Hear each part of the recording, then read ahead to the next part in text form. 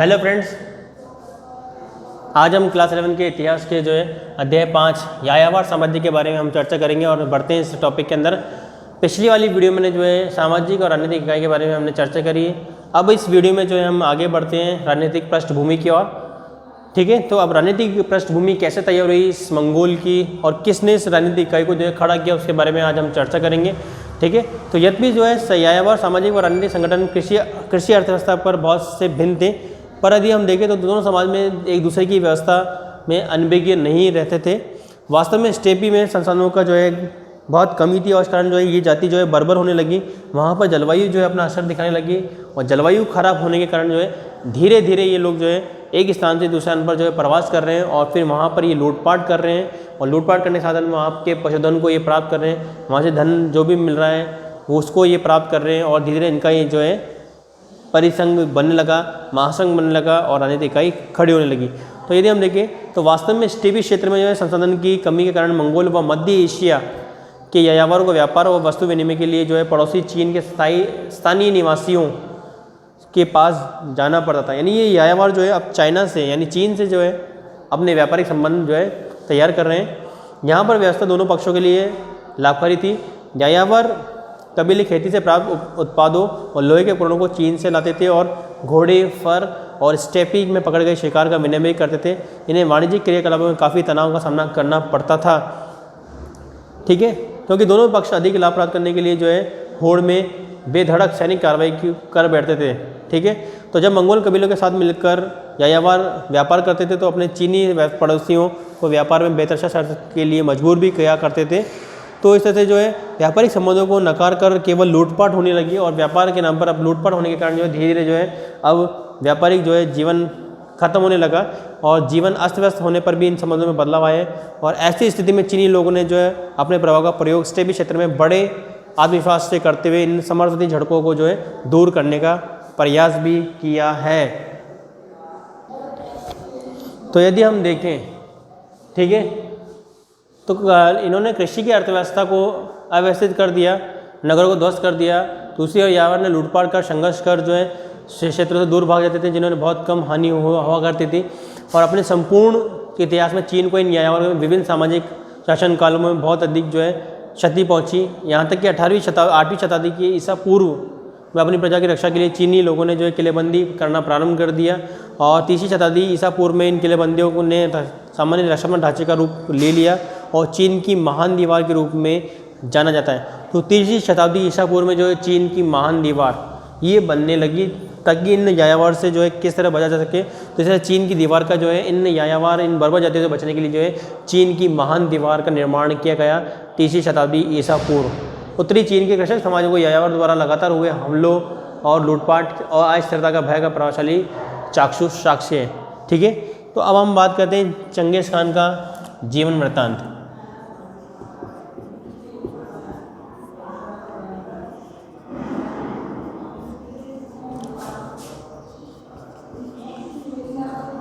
वृत्तांत, ठीक है, तो चंगेज खान का जन्म जो है 1162 ईस्वी में 1162 ईस्वी में जो है चंगेज खान का जन्म हुआ के आसपास मंगोलिया के उत्तरी भाग में जो है, ठीक है, उत्तरी भाग जो है वहाँ पर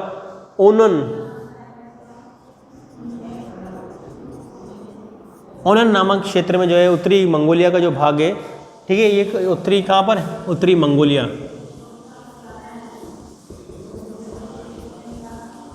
उत्तरी मंगोलिया का ओनोन क्षेत्र है जहाँ पर चंगेज खान का जन्म हुआ। इसका प्रारंभिक नाम तेमुजिन था, बचपन का नाम तेमुजिन था। ठीक है, नहीं, बचपन में इसका नाम क्या था, तेमुजिन। इसके पिता का नाम जो है येसुजई, पिता येसुजई। ठीक है, इनका पिता का नाम क्या था, येसुजई, जो कियात कबीले का मुखिया था।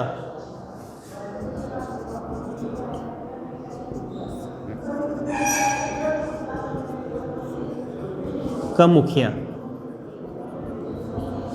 तो ये जो येसुजई जो है ये कियात कबीले का मुखिया था। ठीक है, इन परिवारों का समूह था और जो है इसमें बोरजिदगी कुल में संरक्षित था।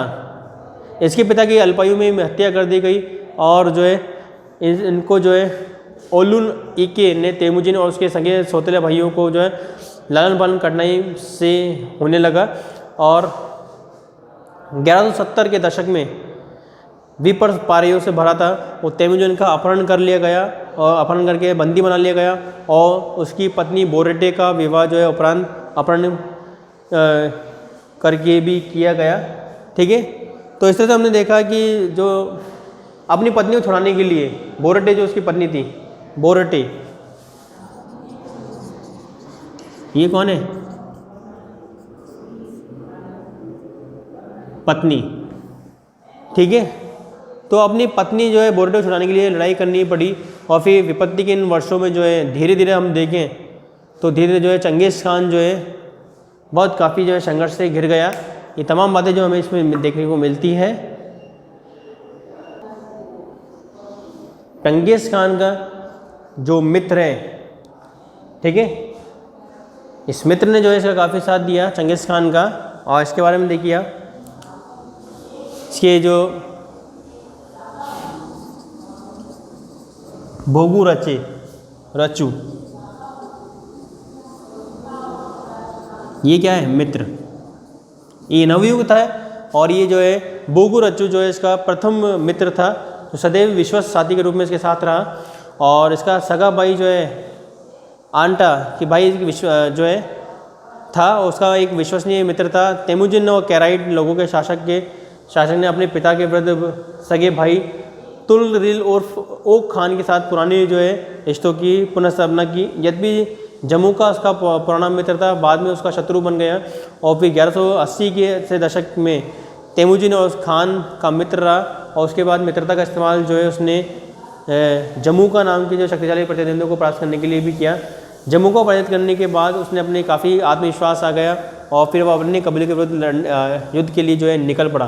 तो जब उसमें जम्मूका में जब तेमुजिन ने विजय प्राप्त कर ली, तो विजय प्राप्त करने के बाद में जो है वो और कबीलों पर जो है अब विजय प्राप्त करने के लिए युद्ध करने के लिए आगे बढ़ रहा है। इसमें उसके पिता के हत्यारे शक्तिशाली तातार कैटराइट और खुद औंग खान, जिसके विरुद्ध उसने 1203 में युद्ध छेड़ा। 1206 में जो है शक्तिशाली जम्मूका और नेमन लोगों को निर्णायक रूप से पराजित कर उसने तेमुजिन स्टेपी क्षेत्र की राजनीतिक सबसे प्रभावशाली व्यक्ति के रूप में उभरा। तो इसने सबसे पहले जो है चंगेज़ खान ने, अगर हम देखें तो जम्मूका, ठीक है, जम्मूका और नेमन, इन जम्मूका और नेमन पर जो है चंगेज़ खान ने विजय प्राप्त करी और इसके विजय के बाद में जो है मध्य स्टेपी में क्षेत्र में जो एक विशाल साम्राज्य की जो है नींव दिखाई देने लगी। ठीक है, उसके बाद में देखो इसकी इस प्रतिष्ठा के मंगोल कबीले में सरदारों को एक सभा कुर्तेलाई से मान्यता मिली और चंगेज़ खान समुद्री खान या सार्वभौमिक शासक की उपलब्धि के साथ साथ मंगोल का महानायक घोषित हुआ। इसे चंगेज़ खान और समुद्री खान,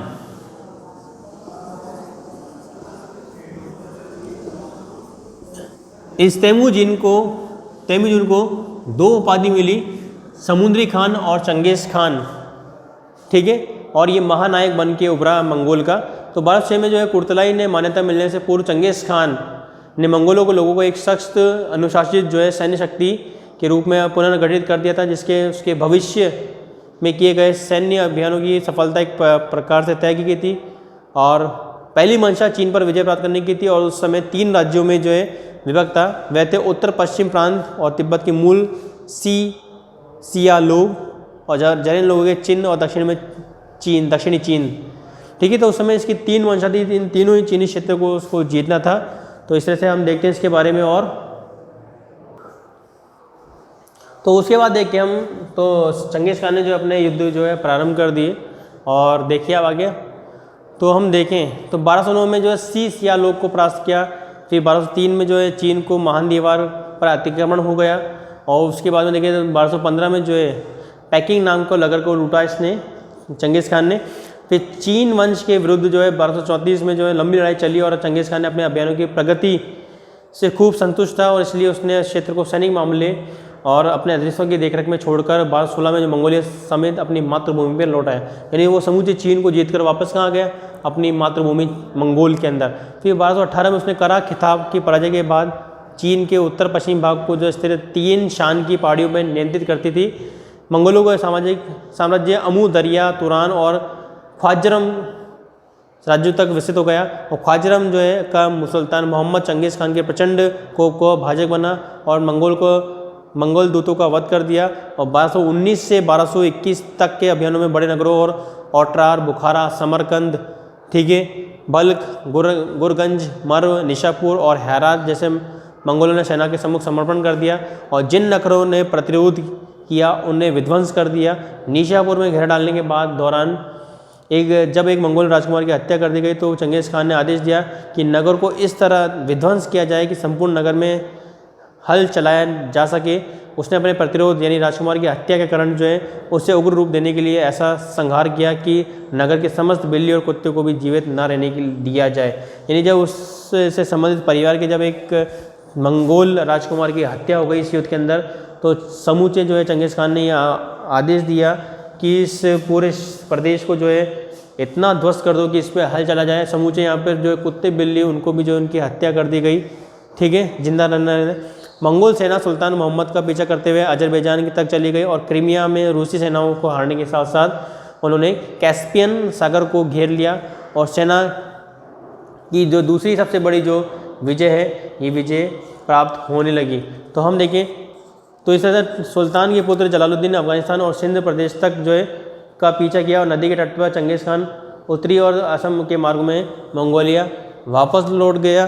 तो इस तरह से जो है मंगोल साम्राज्य का धीरे धीरे विस्तार होने लगा। तो किस तरह से जो है देखिए हम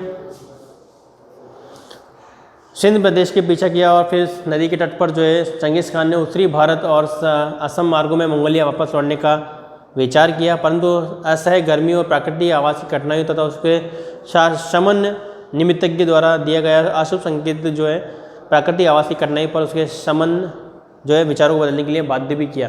तो इससे चंगेज़ खान जो है भारत में प्रवेश करता करता वो बच गया और फिर वो वापस मंगोल लौट गया क्योंकि असहनीय गर्मी और आवास की कमी और उनके जो निमित्तज्ञ ने जो शुभ चिंतक है उन्होंने अशुभ संकेत दिया कि अब हमें आगे बढ़ना नहीं चाहिए। तो इससे चंगेज़ खान जो एशिया में भारत में जो है प्रवेश करने से रह गया। तो अपने जीवन के अधिकांश भाग युद्ध में व्यतीत करने के बाद 1227 में चंगेज़ खान की मृत्यु हो गई। तो 1227 में जो चंगेज़ खान की मृत्यु हो गई तो इस तरह से मंगोल का विशाल साम्राज्य जो है वो बढ़ने लगा।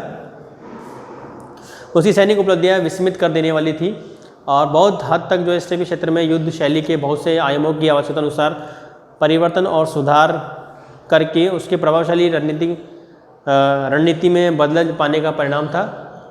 ठीक, मंगोल और तुर्कों के घुड़सवारी कौशल ने गति प्रदान की। ठीक है, घोड़े पर सवार होकर उनकी तीरंदाज कौशल अद्भुत था जिसमें वो दैनिक जीवन में जंगलों में पशुओं का आखेट करते समय प्राप्त किया था। उनके घुड़सवारी तीरंदाजी अनुभव से उनकी सैनिक गति बहुत तेज़ कर दिया। स्टेपी प्रदेश में घुड़सवार सदैव फुर्तीले और बड़ी गति से जो है यात्रा करते थे। जब उन्हें ये आसपास के क्षेत्र और मौसम की जानकारी हो गई तो उन्होंने अल्पकालीन कार्यों के लिए क्षमता प्रदान की गई और घोर शीत ऋतु में अभियान प्रारंभ किया और उनके नगरों और शिविरों में प्रवेश करने के लिए बर्फ से जमी हुई नदियों को राजमार्गों की तरह प्रयोग किया। तो किस तरह जो है यायावर जाति जो है उनकी जलवायु के अनुसार जो है वो दुर्गम स्थानों पर भी पहुंचना उनके लिए संभव हो गया और किस तरह से उन्होंने जो है इसमें आक्रमण करना शुरू कर दिया। ठीक है, तब उन्होंने आसपास में मौसम और की जानकारी और वह घोर जलवायु के अंदर जो है इन बर्फ जमे रास्तों को जो है राजमार्ग की तरह इस्तेमाल भी किया। उनके नगरों और शिविरों में प्रवेश करने के लिए बर्फ जमी नदियों पर राजमार्गों की तरह यायावर लोग अपनी जो है अनुसार प्राचुर्य के आरक्षित शिविरों में पैड बनाने में सक्षम नहीं थे, पर चंगेज़ खान ने घेराबंदी और नेफ्था बमबारी के महत्व को शीघ्र जाना। नेफ्था एक शब्द आया, नेफ्था यानी बमबारी, बारूद का इस्तेमाल होने लगा उस समय चंगेज़ खान के समय, नेफ्था। ठीक है, और उसके इंजीनियरों ने जो है शत्रुओं के विरुद्ध जो है अभियान में इस्तेमाल किए गए हल्के चल उपस्कर का निर्माण किया और इसके युद्ध में घातक प्रभाव भी साबित होने लगे। तो इस तरह से जो है चंगेज़ खान ने किस तरह जो है अपने यायावर साम्राज्य को जो है आगे की ओर बढ़ाया और इस तरह से जो है साम्राज्य का विस्तार भी किया और मंगोल का शासनकाल आगे बढ़ने लगा। तो चंगेज़ खान ने जो है किस तरह जो है वहाँ की जलवायु को उसके अनुकूलन हो गया, उसकी सेना उसके अनुकूलन हो गई और वहाँ के जो शिकारी अनुभव जो हैं, शिकार करने के जो अनुभव है, तीरंदाजी जो है, घुड़सवारी जो है, ये घुड़सवारी और तीरंदाजी और शिकारी जो गुण हैं, ये इन गुणों के कारण जो है उन्होंने कई युद्ध जीतते गए और वो युद्ध जीतते गए और फिर धीरे धीरे जो है मंगोल साम्राज्य जो है आगे बढ़ने लगा और मंगोलों की जो है आर्थिक और सामाजिक जो है जीवन शैली जो है बढ़ने लगी। तो इस तरह से हमने इसमें देखा है कि इस तरह चंगेज़ खान ने जो है कई जो है समस्याओं का सामना किया। जलवायु जो है उसके सामने एक बहुत बड़ा बाधा साबित हुई, पर उस जलवायु इतनी बड़ी बाधा, प्राकृतिक बाधा होने के बाद भी उसने इस जलवायु का जो है सामना किया और किस तरह उस जलवायु का अनुकूलन हो गया और किस तरह जो है उसने जो है वो सक्षम हो गया इस जलवायु के अंदर रहने के कारण रहने के लिए। और फिर इस जलवायु से जो है उसने प्रेरणा लेकर जो है मंगोल के विशाल साम्राज्य को जो है उसकी नींव स्थापित करने में किस तरह वो सक्षम रहा। तो ये तमाम बातें जो है मैंने इसमें बताई थी और इसमें आपको ये सारी बातें बताई हैं। तो कई बार जो है एग्ज़ाम में आता है चंगेज़ खान की जीवनी पर टिप्पणी कीजिए, 2 नंबर का ये शॉर्ट क्वेश्चन आता है। तो आपको जब आप नोट्स बनाते हो तो आपको ये लिखना है कि चंगेज़ खान की जीवन वृत्तांत, ये जीवनी पर टिप्पणी की। तो कई बार एग्ज़ाम में कई बार आ चुका है कि 2 नंबर का शॉर्ट क्वेश्चन कि चंगेज़ खान के जीवन का वृत्तांत या टिप्पणी कीजिए जीवन पर, तो आपको ये बताना है। तो बोगू रच्चू इसका जो खास मित्र था, बोर्टे उसकी पत्नी का नाम था और पिता जो है येसुजई कियात कबीले का मुखिया था, ठीक है। और उसका 1162 ईस्वी में अनोन उत्तरी मंगोलिया जो क्षेत्र था वहाँ पर उसका जन्म हुआ। तो किस तरह से जो है चंगेज़ खान ने जो है विपरीत परिस्थिति होने के बावजूद जो है विश्व का एक विशाल साम्राज्य जो है खड़ा कर दिया और विशाल साम्राज्य जो है वो जो है मंगोल के नाम से या मंगोलिया के नाम से जाना जाने लगा। ये मंगोलिया जो है चाइना का ऊपरी भाग है, उत्तरी चाइना जिसे हम कह सकते हैं। तो धीरे जो है यहाँ से जो है चंगेज़ खान जो है धीरे धीरे जो है एशिया में, यूरोप में, अरब देशों के अंदर जो है ये आगे बढ़ने लगा। और किस तरह जो है इस चंगेज़ खान ने जो है अपने जीवन काल के अंदर जो है खुद को ईश्वर का प्रतिनिधि बताया और कहा कि ईश्वर ने मुझे दंड के रूप में आपके सामने भेजा है। यानी उस समय जो है इसकी बर्बरता इतनी काफ़ी बढ़ चुकी थी और लोग जो है यूरोप के जो शासक जो कुछ हैं या फिर जो एशिया के जो कुछ शासक हैं वो इसके नाम से थर थर काँपने लगे, चंगेज़ खान के नाम से, क्योंकि ये बर्बर जाति से था। तो ये बड़ी बहरे में जहाँ पर भी लूटपाट करता, युद्ध करता, वहाँ के नगरों को समूल नष्ट कर देता था। यहाँ तक कि हमने पढ़ा है कि वहाँ के कुत्ते बिल्लियों को इसने मरवाने के लिए आदेश भी दे दिया, हत्या के लिए आदेश भी दे दिया। तो इस तरह से हमने देखा है कि किस तरह जो है ये चंगेज़ खान अपनी बर्बरता के कारण जो है वहाँ पर प्रसिद्ध होने लगा और जो है कुछ लोग जो इसके नाम से ही समर्पण करने लगे। तो आज की इस वीडियो में इतना ही काफ़ी है, ठीक है। मिलते हैं नेक्स्ट वीडियो में और आगे बात करेंगे हम चंगेज़ खान के जीवन के अंदर और भी जो घटनाएं जो है इसके बारे में हम चर्चा करेंगे। तो आज की वीडियो में इतना ही काफ़ी है। वीडियो में को देखने के लिए धन्यवाद। Thank you.